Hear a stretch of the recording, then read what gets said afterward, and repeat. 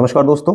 20 अगस्त 2026 को जब मैंने अखबार में एक खबर पढ़ी कि किसी एक व्यक्ति का जेल के अंदर 80 साल की उम्र में कई गंभीर बीमारियों के चलते निधन हो गया है, और जब उस व्यक्ति का नाम मैंने पढ़ा तो मुझे तुरंत अटल बिहारी वाजपेयी याद आए। इंदिरा गांधी की हत्या के बाद 1984 में नवंबर के दौरान बेसिकली जो भी हत्याएं सिखों की हुई थी, उसका मुख्य आरोपी सज्जन कुमार 20 अगस्त को ही जेल में मर गया।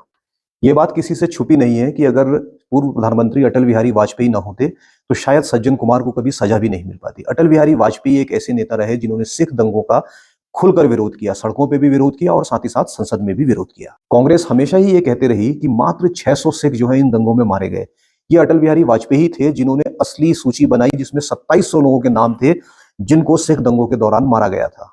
सिखों की नृशंस हत्या से अटल बिहारी वाजपेयी इतने दुखी थे कि उन्होंने एक भाषण संसद में दिया था जिसका टाइटल था सत्य एवं संवेद। ये भाषण अभी भी वेब पे अवेलेबल है, आप जाके सुन सकते हैं। नवंबर में जब दंगे बिल्कुल अपने चरम पे थे तो उस समय लाल कृष्ण आडवाणी और श्री अटल बिहारी वाजपेयी दोनों ही तत्कालीन गृह मंत्री वी नरसिम्हा राव से मिले थे और उन्होंने उनसे कहा था कि तुरंत सेना बुलाई जाए और दंगों पे काबू पाया जाए। लेकिन वी नरसिम्हा राव ने कोई बढ़िया बेहतर जवाब दिया नहीं। तब अटल बिहारी वाजपेयी ने अपने पार्टी के कार्यकर्ताओं से कहा कि आप सड़क पे उतरिए और सिखों की संपत्ति की और सिखों की जान की रक्षा करिए। दिल्ली में ही 6 रायसीना रोड पे श्री अटल बिहारी वाजपेयी जी का घर भी था और एक बार उन्होंने देखा कि 3 सिख ड्राइवरों को बहुत सारी भीड़ ने घेर दिया है, तो खुद अटल बिहारी वाजपेयी नीचे आ गए और सिखों और भीड़ के बीच में खड़े हुए और उन्होंने डांट लगाई सारे ही उपद्रवियों को और उनसे वहां से जाने के लिए कहा।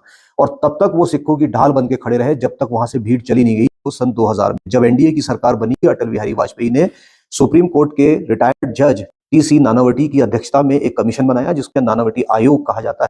नानावटी आयोग ने अपनी विस्तृत रिपोर्ट 2005 में, उस समय यूपीए की सरकार थी, अपनी रिपोर्ट वहां पर सौंपी और साक्ष्यों के आधार पे, सबूतों के आधार पे सज्जन कुमार की संलिप्तता को सिख दंगों में साबित किया। रिपोर्ट में यह भी कहा गया कि सज्जन कुमार वेस्ट दिल्ली में बहुत प्रभावशाली कांग्रेस नेता था और यहीं पे इसने भड़काऊ भाषण भीड़ को दिए थे और इसने ये भी कहा था कि सरदारों ने हमारी माता को मार दिया है, इसलिए एक भी सरदार बचना नहीं चाहिए। मंगोलपुरी मंदिर के पास सज्जन कुमार ने ये कहा था कि एक भी साला सरदार बचना नहीं चाहिए और इसके तुरंत बाद पास के गुरुद्वारे में घुसकर 3 सरदारों को जिंदा जला दिया गया था। आयोग की रिपोर्ट में यह भी कहा गया था 84 में नवंबर में जब ये दंगे चल रहे थे, उस समय प्रधानमंत्री राजीव गांधी थे, कांग्रेस की ही सरकार थी और राजीव गांधी ने सिखों की हत्याओं को जायज ठहराने के लिए एक स्टेटमेंट दिया था। उन्होंने कहा था कि जब बड़ा पेड़ गिरता है तो धरती हिलती है। नानावटी आयोग ने केवल आरोपों पर विश्वास नहीं किया था बल्कि सबूतों पर गहराई से विचार किया था।